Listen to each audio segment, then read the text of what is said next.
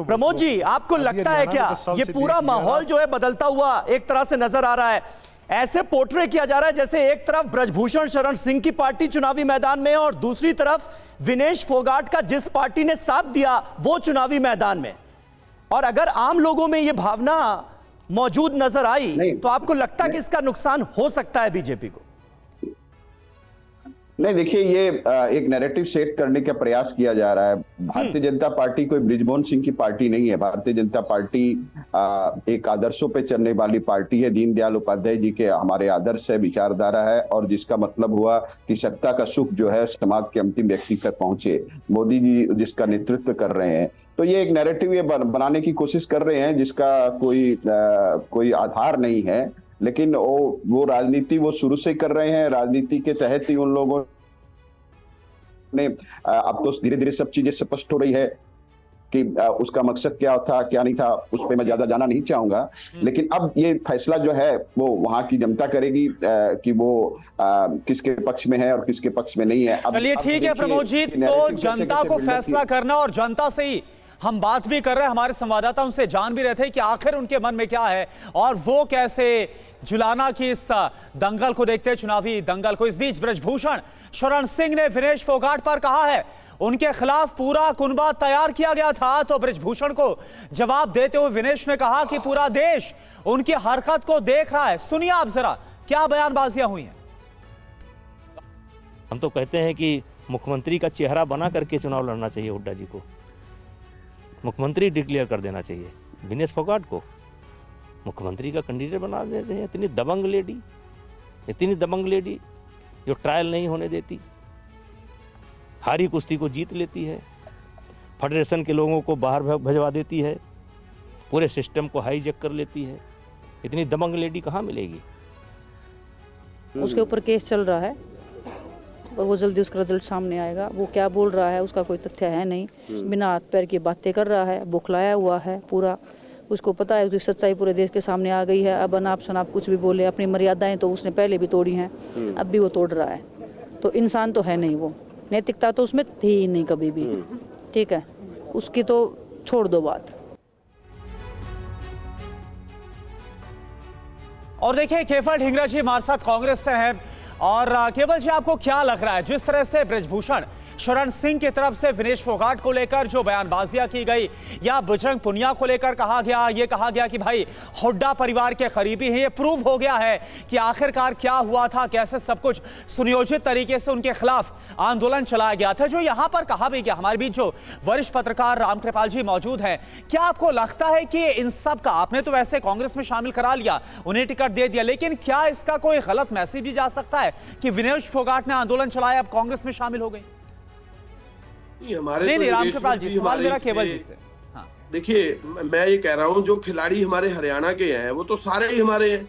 योगेश्वर दत्त भी हमारे थे, बबीता फोगाट भी हमारी थी। हमने तो सभी के लिए काम किया। संदीप सिंह जो थे, जिनके ऊपर यौन शोषण के आरोप लगे, उनको भी हमने डीएसपी बनाया। हमारे लिए तो सभी खिलाड़ी जो है हरियाणा के हैं और हमारे अपने हैं। लेकिन सवाल ये है कि भाजपा उनको किस तरह से ट्रीट करती है, भाजपा उनको किस तरह से उनके ऊपर वार करती है।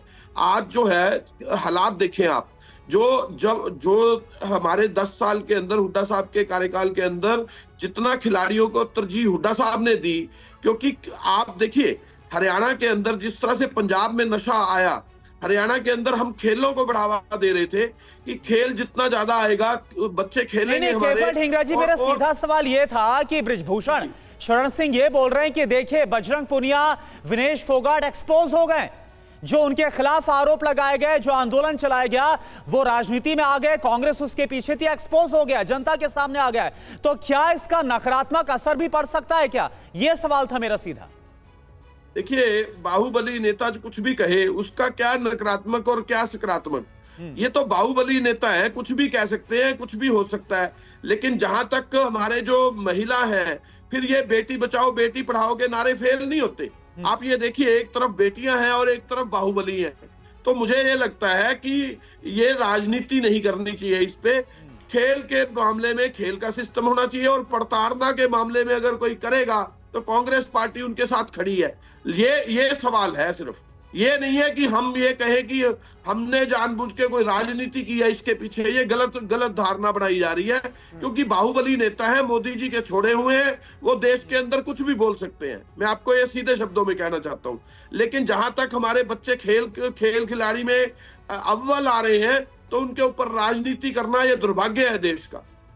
ठीक है, रामकृपाल जी आप कुछ ऐड करना चाह रहे थे। इस पूरे मामले में जो परसेप्शन बनता हुआ नजर आ रहा है, और पॉलिटिक्स में परसेप्शन बहुत इंपॉर्टेंट होता है, वो आपको क्या नजर आता है? एक बात बार बार ये कही जा रही है कि भाई ब्रजभूषण शरण सिंह क्योंकि बीजेपी के सांसद थे इसलिए पार्टी ने उन्हें बचाने की कोशिश की अंतिम वक्त तक, और उसके बाद फिर उनके बेटे को टिकट दिया गया। दबदबा कायम है, इस तरह के बयानात भी उनकी तरफ से दिए गए, तो एक परसेप्शन ये बनता हुआ नजर आया कि भाई बचाने की कोशिश की जा रही है। विनेश फोगाट जो कि महिला सम्मान को लेकर आंदोलन करने वाला एक चेहरा बनती नजर आई, महिला सम्मान की एक मैस्कट बनती हुई नजर आई।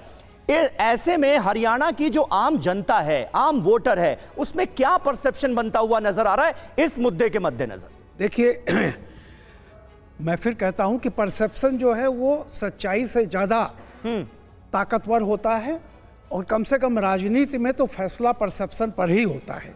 मैं नहीं कहता हूं कि क्या होगा 8 तारीख को, ये मैं, लेकिन एक बात आप जो मैं कह रहा था, कांग्रेस में शामिल होने से पहले जो भी आंदोलन महिलाओं का चला था, याद रखिए जब वो दिल्ली में उनका आंदोलन चल रहा था, तो इस देश की बहुसंख्यक जनता, इवन जो भाजपा के समर्थक भी रहे, उनको भी लगता था कि कहीं न कहीं इन महिलाओं के साथ अन्याय हो रहा है, खिलाड़ियों के साथ। तब से अगर आज की तुलना कीजिए, जब ये लोग किसी पार्टी में जा रहे हैं, तो मेरा सिर्फ इतना ही कहना है कि ये विवाद, जयशंकर जी जैसे कह रहे थे कि राजनीति नहीं है, लेकिन ये बात आप देखिए कि पूरी मीडिया में जब से हुआ है तब से चल रहा है ना जी। तो ये बात मानिए कि हो सकता है कि इसको राजनीति मानने वाले कम संख्या में हों, लेकिन सवाल उस आंदोलन की सच्चाई पर या उस आंदोलन की निष्पक्षता पर उठ गया है, इसमें कोई दो राय नहीं है। रही बात, मैं ब्रजभूषण जी की इस मामले में एक बहुत निंदा करता हूं कि जब ये विनेश वहां गई थी, वो भारत को रिप्रेजेंट कर रही थी। अगर वो हारी तो उनको दुख प्रकट करना चाहिए था इस बात पर। आपकी अपनी रंजिश अपनी जगह हो सकती है, क्या सही है क्या गलत है, मामला सब जुडिस है, लेकिन ये कहना कि हार गई तो अच्छा हुआ, ये मुझे लगा कि ये बहुत निगेटिव है, और इस तरह की चीज़ों को जनता नहीं स्वीकार करती, और बीजेपी के नेता अगर इस तरह के कमेंट करेंगे तो उससे बीजेपी का नुकसान होता है, ये बात मैं मानता हूँ। ठीक है,